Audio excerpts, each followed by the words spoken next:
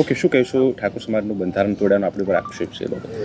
આપણે કોઈ બંધારણ તોડ્યું જ નથી. અમારું જે 42 સમાજમાં પહેલાં જે વડુમાં બંધારણ થઈ ગયેલું, જે ચંદનજી, નવગણજી, જુગલજી, અને એ બંધારણને ફૂલ પાલન કર્યું છે. અને આજના દિવસમાં સમાજ વિરોધ જ્યાં નથી, કદી જવાનું નથી. સમાજ મા બાપ છે.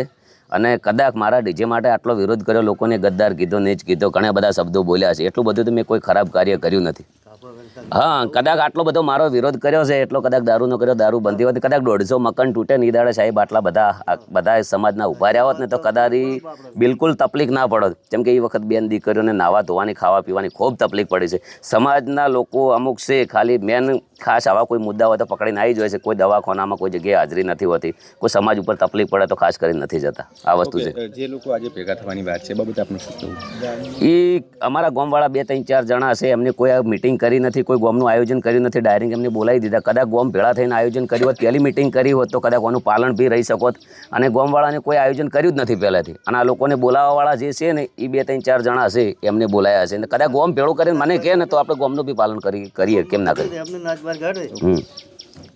અને બંધારણ તો 3 જિલ્લા માટે કેમ, આખી સમાજ માટે હોવું જોઈએ. બધી જગ્યાએ ગાંધીનગર છે, અમદાવાદ છે, વિસનગર, વડનગર, ઘણી જગ્યાએ, બધી જગ્યાએ ડીજેના પ્રોગ્રામ બી ચાલુ છે. અને 3 જિલ્લા માટે જ કેમ હોવું જોઈએ? તો બધા માટે હોવું જોઈએ. અમારા બનાસકાંઠાના જે કલાકારો છે, જે પાટણ વિસ્તારના છે, સરસ્વતીના એ સાઉન્ડ રિધમવાળા, એ લોકોને ઓલરેડી ગાંધીનગર, અમદાવાદ બાજુ તો જમીનના મિલકતના ભાવ બી ડબલ છે, કે એ લોકો વ્યવસ્થિત બી કરી શકે.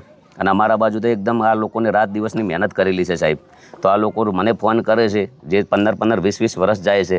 જેવું કોઈ બી વ્યક્તિ નોકરી માટે જે મહેનત કરતા હોય છે, એ લોકો જે આ વગાડવા માટે, રિધમ માટે, એમની પણ મહેનત હોય છે. અને સંગીત એક જેવી તેવું કોઈ સારી વસ્તુ છે. સંગીત એક લગ્નની અંદર કે સારો માહોલ, મનોરંજન પૂરું કરે છે.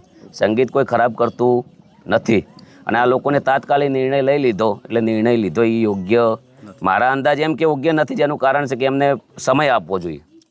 જે બંધારણ છે, તો પહેલી વાત તો અમે બંધારણ તોડ્યું જ નહીં. બંધારણની અંદર ઉલ્લેખ કરેલો છે કે સામા પક્ષમાં ડીજે લઈ જવું નહીં, એવો ઉલ્લેખ કરેલો છે. એટલે અમે કોઈ સામા પક્ષમાં ડીજે લઈ ગયા નહીં.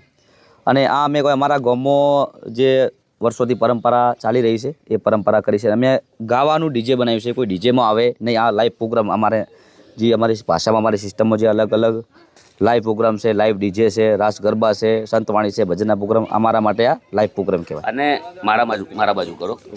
અને આની પાછળ, મારા ગાવાની પાછળ અંદર કમસે કમ 20 વર્ષની મહેનત છે. કાળી મજૂરી કરી, રાતના ઉજાગરા કર્યા, આખું શરીર, આખું જીવન અમે સંગીતમાં જ કાઢ્યું છે. બરાબર, હવે ગાવાનું બંધ કરી દઈએ તો અમારી રોજગારી, અમારું ખાવાનું, જે લોન ચાલી રહી છે, જે અમારે કોઈ બીજો કોઈ રોજગાર, કોઈ ધંધો નહીં, તો અમારે બીજું ધંધો શું કરવાનો એમ?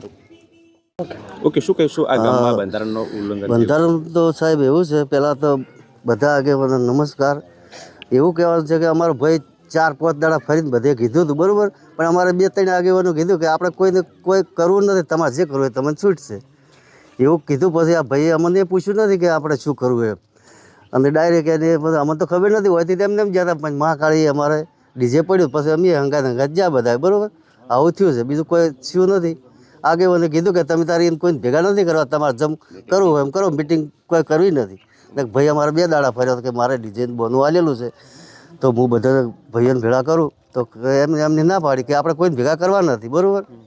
તમારે જે કરવું એ કરો, તમને છૂટ છે. વાવ-થરાદ અને પાટણ જિલ્લા ઠાકોર સમાજના બંધારણને તોડનાર વ્યક્તિઓ, એ 3 વ્યક્તિઓના નામ આદરણીય ધારાસભ્ય શ્રી જાહેર કરશે. મુક્કમ જાબડિયા, તાલુકો ડીસા, જિલ્લો બનાસકાંઠાની સામે સમાજ નીચે મુજબનો નિર્ણય કરે છે.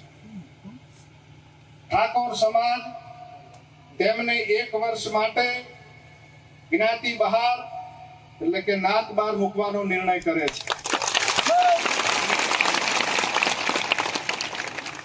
1 વર્ષ પછી સમાજના બંધારણ દિવસની ઉજવણી વખતે જાબડિયા ગામના ઠાકોર સમાજની ગ્રામ સમિતિ તેમને સમાજમાં પરત લેવાની વિનંતી કરે, તો તે અભિપ્રાય ડીસા ઠાકોર સમાજ તાલુકા સમિતિના ધ્યાન ઉપર મૂકીને ગુણ દોષના આધારે સમીક્ષા કરીને નિર્ણય કરવામાં આવશે.